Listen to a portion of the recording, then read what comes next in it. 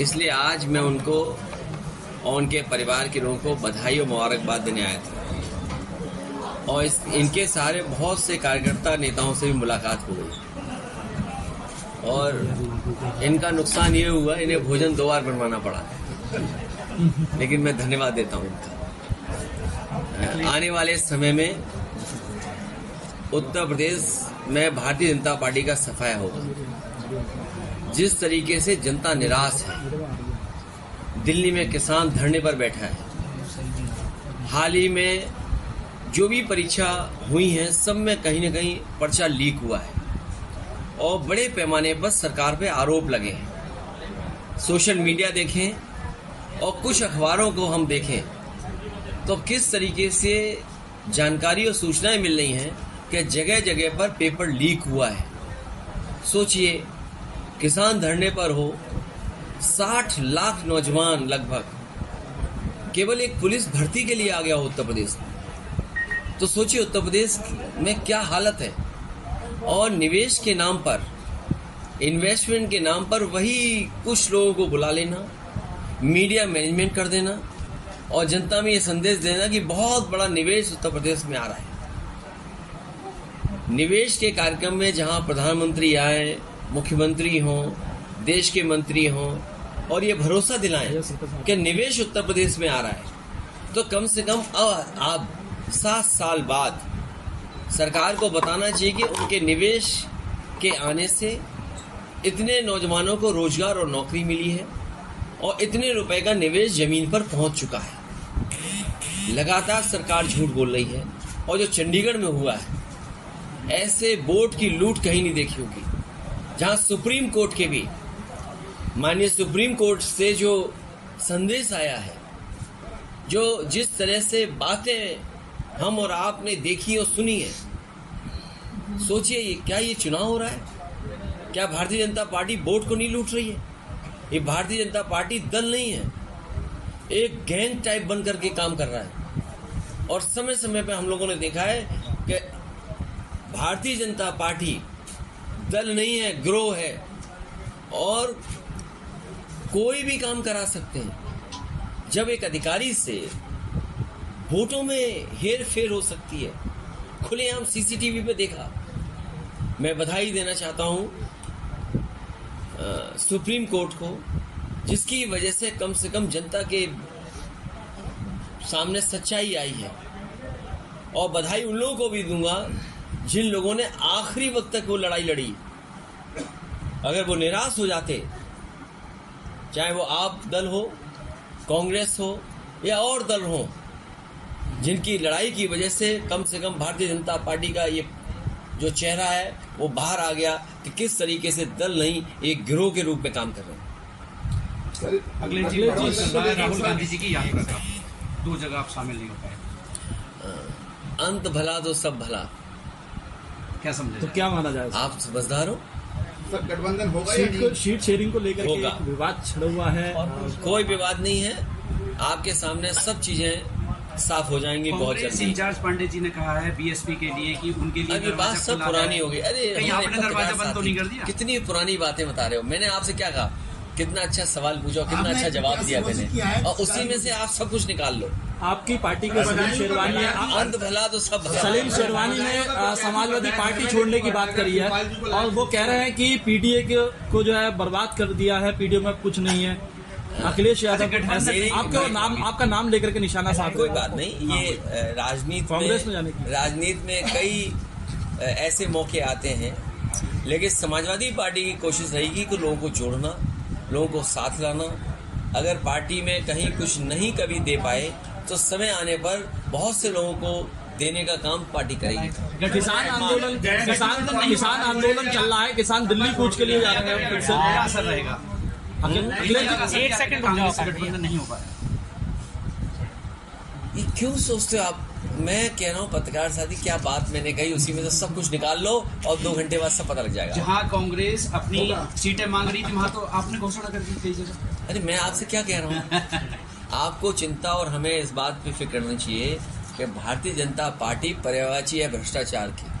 ये नहीं दिखाई दे रहा हमें। अच्छा, स्वामी प्रसाद जी ने नई पार्टी बना ली है, क्या इंडिया में उन्हें जगह मिल पाएगी इंडिया गठबंधन में? देखिए, इंडिया गठबंधन बहुत आगे बढ़ चुका है। मुरादाबाद में लोकसभा में पुराना घर ही रहेगा या कोई नया चेहरा आ सकता? कहाँ पर? टिकट मत बांटो भाई। सर स्वामी प्रसाद परीक्षा लिखी है, सरकार ये बताए कि 1 लाख बच्चों को 100% नंबर मिल गए, तो क्या सरकार नौकरी देगी उनको?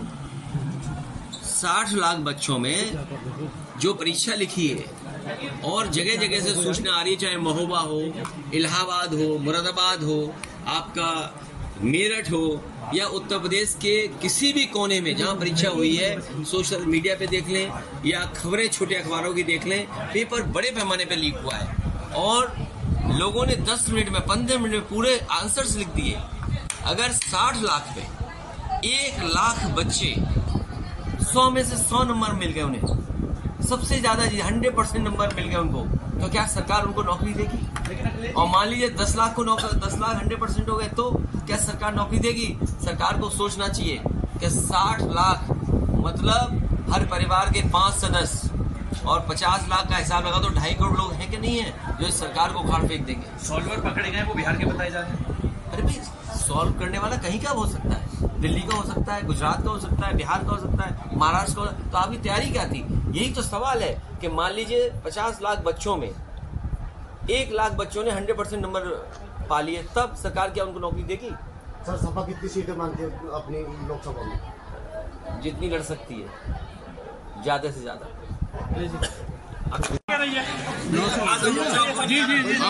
अमरोहा से 34 को भारत रत्न दिया जा रहा है, स्वामीनाथन जी को भारत रत्न दिया जा रहा है, कम से कम उसके रास्ते पे तो चले बीजेपी। अगर इतना बड़ा फैसला सरकार ने लिया है और खासकर बीजेपी ने लिया है कि उन्हें भारत रत्न से सम्मानित किया है, तो कम से कम उनके रास्ते पे तो चले। स्वामीनाथन जी ने जो फार्मूले बताए हैं कि किस तरीके से आय दोगुनी हो सकती है किसानों की, कम से कम आय दोगुनी तो करें। और हमारे किसान नेता चौधरी चरण सिंह जी जो सपना देखते रहे कि किसान हमारा खुशहाल हो, कम से कम भारत रत्न मिला है उन्हें, तो इस रास्ते पे तो चल के दिखाए बीजेपी। सर, ये जो स्वामी प्रसाद बोल रहे हैं, आप तो राम गोपाल यादव को लेकर के जो है लगातार बयानबाजी कर रहे हैं, वो कह रहे हैं कि ये गड्ढे में कूद रहे हैं। देखिए, बात खत्म हो गई, वो हमारे साथ थे, अब हमारे साथ नहीं है, बात खत्म हो गई। मुख्तार अंसारी के जो भाई हैं गाजीपुर से, अफजाल अंसारी को, तो वो तो शायद गैंगस्टर के आरोपी हैं और बीजेपी में कोई नहीं है, बीजेपी में सब शरीफ है लोग। क्या संदेश जाएगा भैया? नहीं, बीजेपी में आप, हाँ, बहुत अच्छा सवाल पूछा इन्होंने। हालांकि मैं अभी मोबाइल पे मेरे पे वीडियो नहीं है, लेकिन मैं चाहूंगा आपको शेयर करा दूंगा।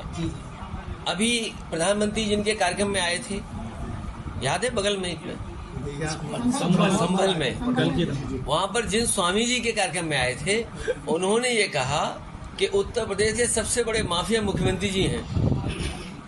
ये पता है आपको? उन्होंने एक स्टेटमेंट में कहा कि योगी जी उत्तर प्रदेश में ये है। सर, आपको पता है नहीं पता है? सर, फिर क्या बात कर रहे हो आप लोग? अरे बीजेपी में ढूंढो जो तुम्हें ढूंढना है, सब कुछ मिल जाएगा। नहीं कहा है विपक्ष के दुकान में कोई सामान नहीं बचाया। किसमें? प्रमोद कह रहे हैं कि विपक्ष की दुकान में कोई सामान नहीं बचाया। वो अपना खुद सब कुछ बेच आए। बीजेपी कहती है 400 के उन्हें जिस रास्ते पे उसी रास्ते पे ठीक है वो। सर, बीजेपी कहती है 400 के पार है, तो आपका क्या कहना है? 400 हार, जनता तैयार। सर, राजभर दिल्ली में कह रहे हैं कि अखिलेश। सर, लास्ट सवाल बस ये है, क्या कांग्रेस से गठबंधन होगा? होगा। कब तक क्लियर हो पाएगा? बहुत जल्दी। सर, जिस तरह से कांग्रेस और सपा से पार्टी छोड़ दो तो बीजेपी में शामिल हो रहे हैं, किस नजरिए से देखते हैं? ये सब वापस आ जाएंगे लोकसभा के चुनाव में, और वो नहीं आएंगे तो उनके खिलाफ वाले सब वापस आ जाएंगे। इतना तो राजनीति आप ही समझते हो। सर, बीजेपी पे राम मंदिर का मुद्दा था, इसके बाद अब क्या मुद्दा लेके चले? आप वो बच्चे कहाँ है बेरोजगार, वो जो अभी देखे ज्ञापन देखे बुलाए, अभी मुझे ज्ञापन देखे गए। क्या है ये ज्ञापन, थोड़ा सा बताएं। अखिलेश जी है, धर्मेंद्र जी की जगह शिवपाल जी। तो धर्मेंद्र भी लड़ेंगे, वो धर्मेंद्र भी लड़ेंगे, चाचा भी लड़ेंगे। देखिए, ये उत्तराखंड में एक्सपेरिमेंट कर रही है बीजेपी, और बीजेपी नफरत का भी पर्यायवाची है, भ्रष्टाचार का तो है ही है। और जिस तरीके से पर्दाफाश हो रहा है, तो आप समझ लीजिए कि कितने कमजोर हैं वो लोग। आपका सीट का जो किसान आंदोलन पे हो, नौजवान बेरोजगार घूम रहा हो नौकरी के लिए, जो परीक्षाएं हो रही सब लीक हो रही हो, उनके पास क्या रास्ता है? इसीलिए ध्यान हटाने के लिए सरकार जानबूझ करके इस तरह के कानून या इस तरह के फैसले ले रही है। इसलिए उत्तर प्रदेश के मतदाता और देश के मतदाता से अपील यही है कि भारतीय जनता पार्टी का सफाया हो, तभी संविधान बचेगा, तभी लोकतंत्र बचेगा, तभी हमारा बाबा साहब भीमराव अंबेडकर जी का दिया हुआ संविधान से देश चल पाएगा। किसान